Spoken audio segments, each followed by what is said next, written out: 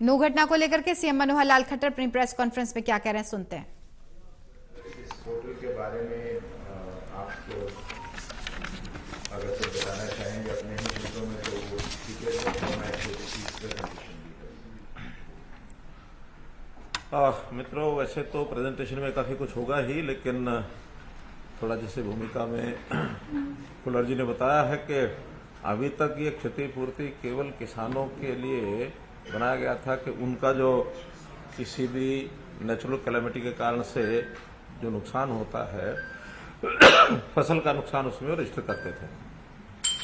बाद में ध्यान में आया कि आखिर फसल के अलावा भी नगरों में कुछ व्यावसायिक प्रतिष्ठान हैं, कोई उनके औद्योगिक प्रतिष्ठान हैं, कोई मकानों में भी इस प्रकार का नुकसान होता है। तो ऐसे सब लॉस भी मूवेबल इमूवेबल सब प्रकार की जो प्रॉपर्टी है उसका लॉस भी इसमें अगर एंटर होगा तो उसका फिर असेसमेंट के भी तौर तरीके हैं। कुछ हमने जो ये होती है इंश्योरेंस की सर्विस उनके माध्यम से कराएंगे और कुछ असेसमेंट डीसी की कमेटीज जो हैं वो करेंगी। तो दोनों असेसमेंट के आधार के ऊपर उनको मुआवजे की कुछ राशि, उसका एक परसेंटेज वो हम कुछ तो डिक्लेयर पहले से है, कुछ आज डिक्लेयर करेंगे, उसमें से वो राहत उनको दी जाएगी। और अब बाद में आज ही जो एक विचार हमारा बना है कि जो नू में जो लॉस हुआ है, नुकसान हुआ है, प्रॉपर्टी का भी वहाँ जान माल सब नुकसान हुआ है, तो जान के नाते से अलग घोषणा करेंगे, लेकिन उनका जो माली नुकसान है, गाड़ियाँ फूकी हैं, कुछ और एसेट्स जो दुकानें हैं, तो उसका भी इसी पोर्टल में एक प्रकार से जानकारी लेंगे और उसी आधार पर उसकी भी स्कीम बना करके उनको सबको दिया जाएगा, ताकि जो नुकसान जिसका होता है वो क्लेम करता है तो फिर कोई चीज़ बचती नहीं है। अन्यथा बहुत लोग बाद में शिकायत करते हैं कि फला का तो जो है असेसमेंट हो गया, मेरा रह गया। इसलिए हमने ओपनली सबको कहा कि आपका जो लॉस हुआ है आप अपना दर्ज करें और बाद में फिर उसकी असेसमेंट का काम डिप्टी कमिश्नर और जो बाकी एजेंसीज हैं उसके माध्यम से कराया जाएगा, ताकि जल्दी से जल्दी हम इसका असेसमेंट करके लोगों को राहत पहुंचा सकें। इसलिए ये पोर्टल जो है इसका एक्सटेंशन किया गया। पोर्टल तो पहले से बना ही हुआ है क्षतिपूर्ति, लेकिन उसको एक्सटेंडेड वे में उसका जो ऑपरेशनल जो उसका दायरा है वो बढ़ाया है। तो ये इसके बाद मैं समझता हूँ कि एक बार प्रेजेंटेशन देखेंगे तो कोई प्रश्न होगा तो उसमें करेंगे। धन्यवाद सर। प्रेजेंटेशन या पोर्टल ही दिखा रहे हैं, तो ये तो पुराना स्वरूप है, आपको याद है। पहला ये लैंडिंग पेज है उसका पोर्टल का, इसमें जब व्यक्ति अपनी पीपीपी आईडी भर देगा तो तत्क्षण उस परिवार के जो सदस्य हैं उन सबके नाम आ जाते हैं और फिर जिसके भी फोन नंबर से वो ओटीपी मंगवाना चाहें वो ओटीपी भर के उसके बाद ये जो मुख्यमंत्री जी ने कहा नया स्वरूप है या एक्सपेंडेड वर्जन है क्षतिपूर्ति का, वो अभी इसके बाद आपके सामने आ जाएगा। तो कारण चुनना है कि आपका नुकसान क्यों हुआ, आग से, बाढ़ से, ओलावृष्टि, सूखा, शीतलहर, भूकंप, भूस्खलन, सामूहिक हिंसा, जैसे मुख्यमंत्री जी ने अभी एक पर्टिकुलर रेफरेंस दिया। तो कोई भी कारण चुन ले, मान लीजिए बाढ़ ही चुन लिया, तो क्षति का प्रकार बताएं कि आप पशु या पक्षी की मृत्यु या आवास की हानि या फसल खराबा या व्यावसायिक हानि। तो जो भी आप चुन लें, मान लीजिए पशु पक्षी की मृत्यु चुन लिया, तो फिर इसमें आपने भरना है कि किस प्रकार के पशु की मृत्यु हुई है, क्योंकि सबके लिए कॉम्पनसेशन नॉर्म्स अलग है। और फिर ये भरना है कि कितने हुए हैं। बस आगे दिखाने चाहिए, कुछ भी एक चुन के बस समाप्त करते हैं इसको। ये किस डेट को हानि हुई, फोटो अगर है तो फोटो अपलोड करेगा और ये कहेगा कि मैं सत्यापित करता हूँ कि मेरे द्वारा भरी गई जानकारी सही है। कोई पढ़ो दिखाने वाला नीचे, इसको आप अगर ध्यान से देखें, हाँ फोटो है तो अपलोड करें, आवश्यक नहीं। अब आप ये देखिए, जैसे ही ये सत्यापित कर दिया कि ये जानकारी सही है, व्यक्ति का काम खत्म। ना पटवारी ढूंढना, ना कानून को ढूंढना, ना डीसी को ढूंढना।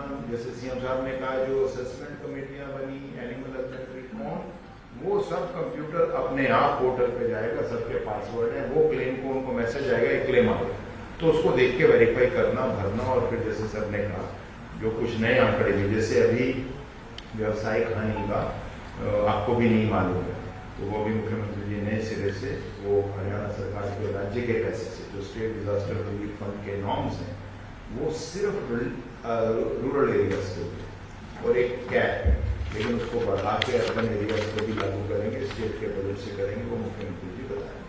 धन्यवाद।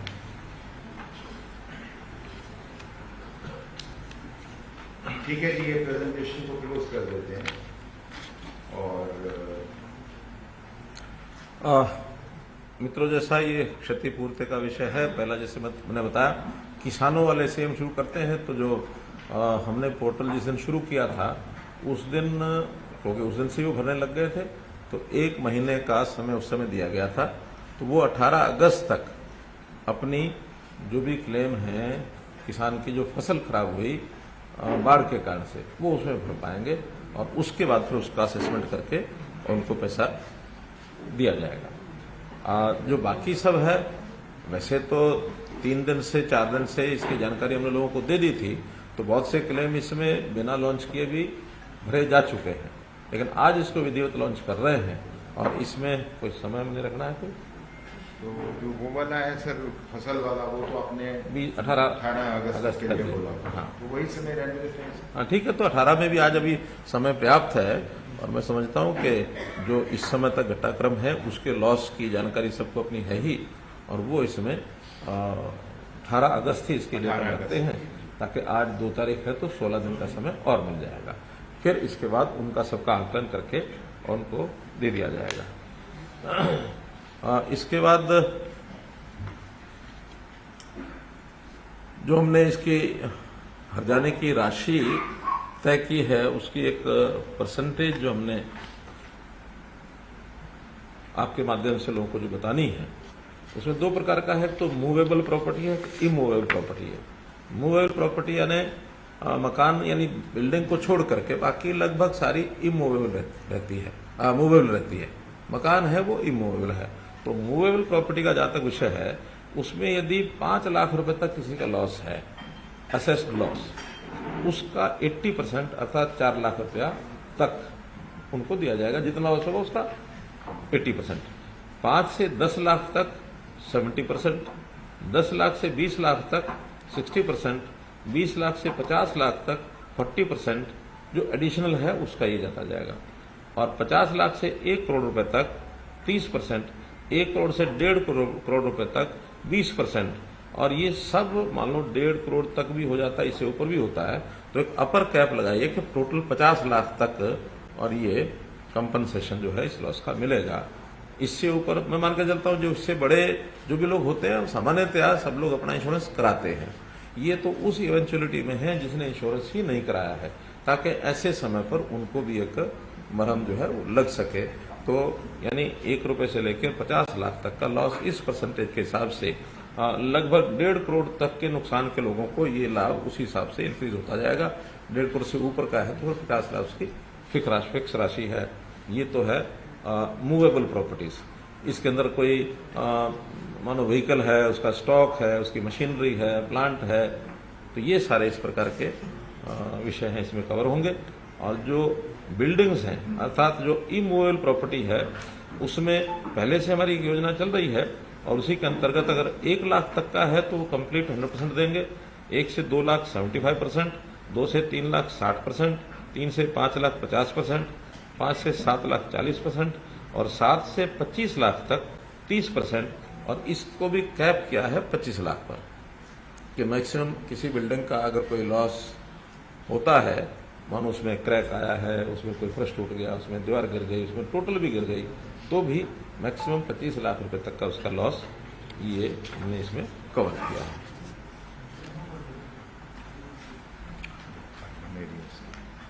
हाँ, ये अर्बन एरियाज की किसी, ये जो सारा है ये अर्बन एरियाज का है। जो ग्रामीण क्षेत्र का है वो हमारा जो डिजास्टर फंड है उसकी स्कीम वो अलग से है, उसकी स्कीम है तो बताएंगे। जी है, हाँ, वो स्कीम है, वो भी आपको बता देते हैं। उसमें जैसे पशुवाद या घर की कच्चा के पक्का, वो ऊपर सीलिंग से फिक्शन में होता है। हाँ, उसका शायद 1,20,000 रुपया मकान का। हाउस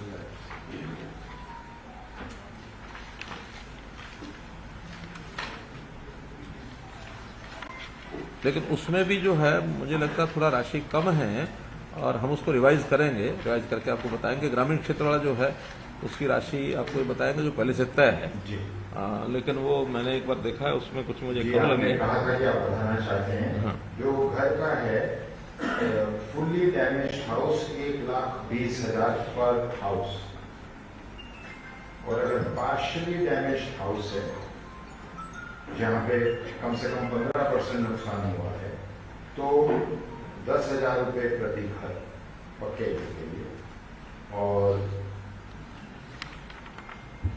झोपड़ी के केस में 8,000 रुपये प्रति हट प्रति झोपड़ी, और कैटल शेड 3,000 प्रति शेड। इसका विचार करेंगे, दोबारा से इसकी घोषणा हम करेंगे।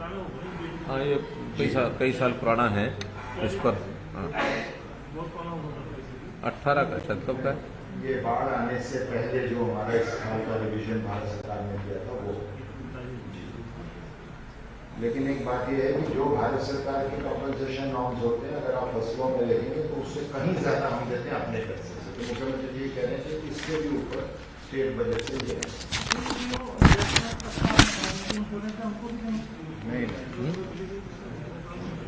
नहीं सर ने स्पष्ट किया कि इंश्योरेंस के बाहर उससे बाहर, जिसका इंश्योरेंस किन्हीं कारणों से नहीं कराया गया। इसी प्रकार जैसे अब थोड़ा कंपनसेशन के विषय है एक दो, जो पहले कुछ दिन पहले विचार आया था लेकिन वो घोषणा नहीं कर पाया था मैं। जो कावड़िए जो हैं जिनका भी शिवरात्रि शायद 18 या 20 तारीख को थी जुलाई में जी, उससे पहले कुछ कावड़ियाज की डेथ हुई है एक्सीडेंट में, जो भी कुछ कारण रहे।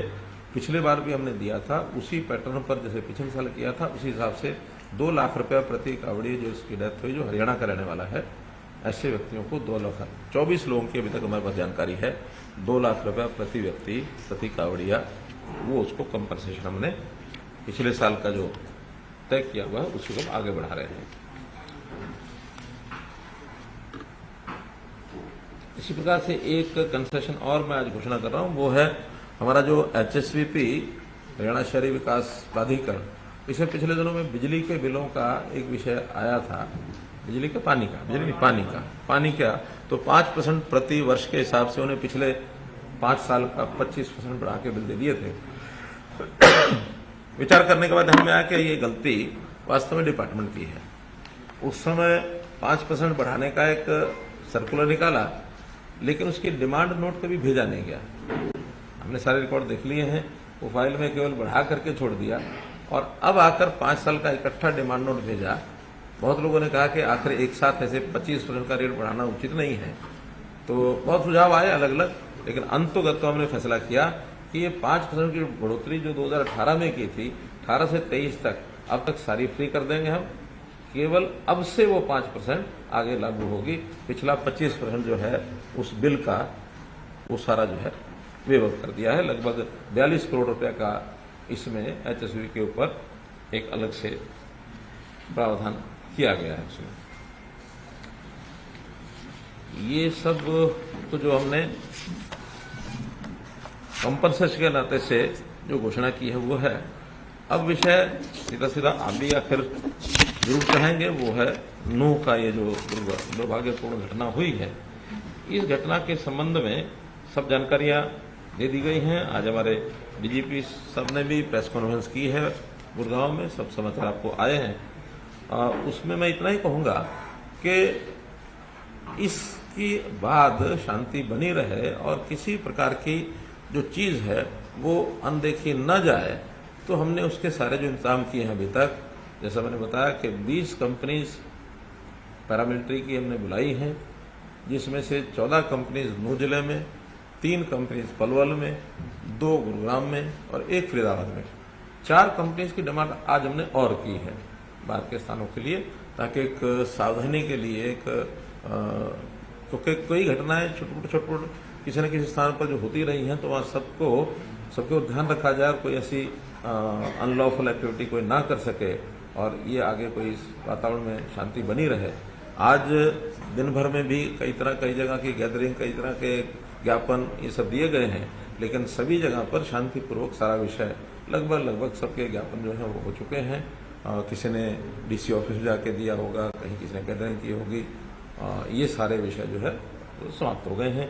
6 लोगों की, जैसे मैंने बताया आज सुबह भी, कि उनकी डेथ रिपोर्टेड है। 2 उसमें पुलिस के लोग हैं, 4 उसमें सिविलियंस हैं। अभी तक 116 लोगों को अरेस्ट किया गया है और 90 इसके अतिरिक्त और डिटेन किए गए हैं। पूछताछ करने के बाद उनके खिलाफ भी कार्रवाई जो बनेगी वो सब की जाएगी। और इसके बाद ये सारा जो विषय आया है, इसके पीछे किसका हाथ है, कैसे शुरू हुआ, इन सब बातों के ऊपर भी प्रोसेस चल रही है। उस सारी प्रोसेस में कोई भी दोषी है उसको बख्शा नहीं जाएगा। ये सारी योजना हमारी इसमें बनी है। आगे के लिए कुछ चीजें हमने जो और तय की हैं, उसमें एक ये तय किया है कि एक IRB की बटालियन नूह जिले में ही स्थापित की जाएगी। जो अभी 2 बटालियन भौंडसी में है, उसमें से एक बटालियन नूह जिले में जगह हमने देख ली है, लेकिन वो जगह बनने में थोड़ा समय लगेगा। उससे पहले किसी टेम्परेरी भवन में एक बटालियन में कितने लोग होंगे, 1000 लोग लगभग। तो 1000 लोगों की व्यवस्था वहाँ उसी जिले में कहीं ना कहीं, ताकि आवश्यकता पड़ने पर कभी भी उसका मानो उपयोग करना हो तो उपयोग किया जा सके। हमने एक पुलिस में एनफोर्समेंट ब्यूरो अलग से बनाया है। उसके लिए 5-6 विभागों में, खास करके जिनमें टैक्सेशन की चोरी होती है, जहां कहीं थोड़ा इस प्रकार के विषय जो लोगों के नाते भी, सरकार के नाते भी अनपॉपुलर कहें, या जो एक किसी न किसी नुकसान को पैदा कर सकते हैं, इन चीजों को चेक करने के लिए पुलिस का एक लॉ एंड ऑर्डर के लिए अलग से सारा होगा, इन्वेस्टिगेशन के लिए होगा। लेकिन एक इस प्रकार के, जैसे माइनिंग है, जैसे एक्साइज टैक्सेशन है, जैसे पावर है, जैसे इरिगेशन है, तो इस प्रकार से 5-6 डिपार्टमेंट पहले विचार किए थे। लेकिन नूह जिले में जो ये काऊ प्रोटेक्शन एक बड़ा विषय है, वहाँ स्मगलिंग होती है, वहाँ गोवत्था हत्या भी होती है। तो हम उस जिले में एनफोर्समेंट जो हमारा ब्यूरो है, उसको काऊ ये जो सिक्योरिटी का जो काम है, ये भी उनके माध्यम से कराएंगे। और 100 जवान अलग से उस व्यवस्था के लिए वहाँ रखे जाएंगे, ताकि ये समस्या भी आगे ना आए। और मैं तो खास करके ऐसे मुस्लिम भाई, जो बहुत लोग मुसलमान भी हैं, जो यानी गोरक्षा के हित में भी बोलते हैं, काम करते हैं, उनका कोई उसमें विरोध नहीं है, बल्कि सहयोग भी करते हैं। राष्ट्रीय मुस्लिम मंच खुल करके उसमें इस मूवमेंट में साथ देता है। तो मैं तो ऐसे मुस्लिम नौजवानों को भी प्रोत्साहन के नाते से अलग से योजना बना करके भी उनको प्रोत्साहन देंगे कि मुस्लिम लोग भी अगर गोरक्षा में आगे आते हैं, ताकि वहां किसी प्रकार का आपसी भाईचारा ये न बिगड़े, हमेशा हमेशा के लिए इन चीजों को हम ठीक कर सकें। तो इसका भी एक अलग से हम योजना बनाएंगे।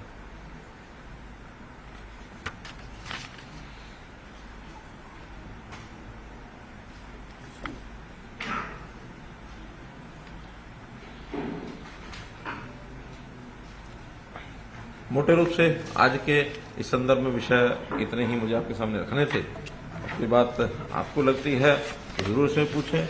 एक मेरा निवेदन,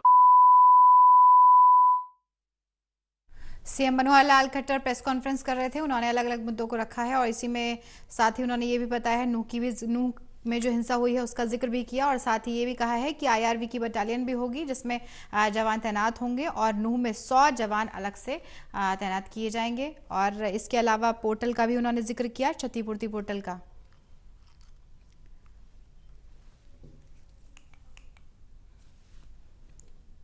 press conference CM Manohar Lal Khattar Chandigarh से कर रहे थे। क्षतिपूर्ति पोर्टल के बारे में उन्होंने जिक्र किया, कोई भी दोषी बख्शा नहीं जाएगा। जिन्होंने भी नूह में अशांति फैलाई है उसका जिक्र भी उन्होंने किया कि किसी भी दोषी को जरा भी नहीं बख्शा जाएगा, कार्रवाई सभी पर होगी।